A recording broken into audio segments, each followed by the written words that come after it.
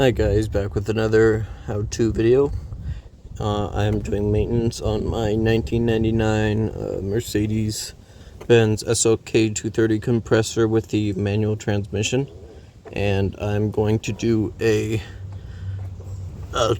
fluid change on the manual transmission. This is the fill plug, and this is the drain plug. We are underneath the car, obviously.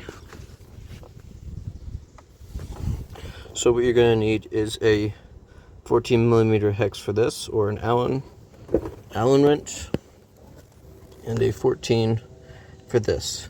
Sometimes they say you have to buy a special kit, but if you take a 14mm wrench and the 14mm socket, since the socket itself has zero room for getting a wrench on there, what you can do is take the socket off, you put it through the wrench, and you get it right back on. Like that.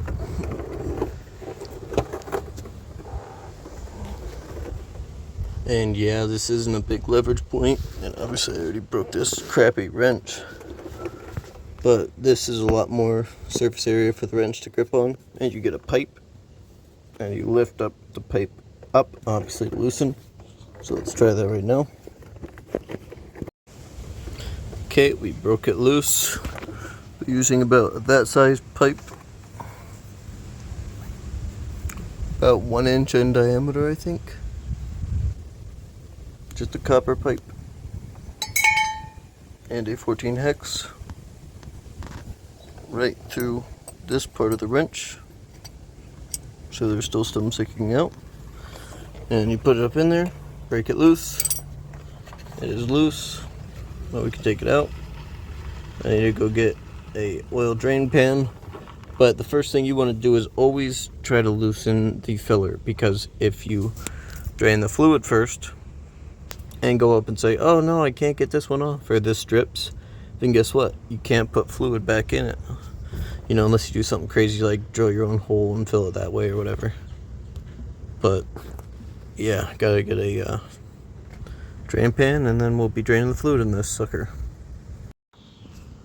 So here you guys can see the two drain plugs. This, as you can guess, is the filler plug, the upper one, and the lower one is a drain plug that has a built-in magnet. And you can see it looks scary, like, oh, there's a lot of metal on there, but that's natural. That's alright. Obviously it could be better, but I guess for the first transmission flush in its life, I guess this is not too bad, as far as I know. But they look to be all tiny pieces, no big chunks, so that's a good sign. But you want to grab a rag and clean that one off as best as possible. Brake clean. It's probably best since it's pressurized, so it kind of wipes off the metal particles. And once I clean that, I will show you guys afterwards how they look.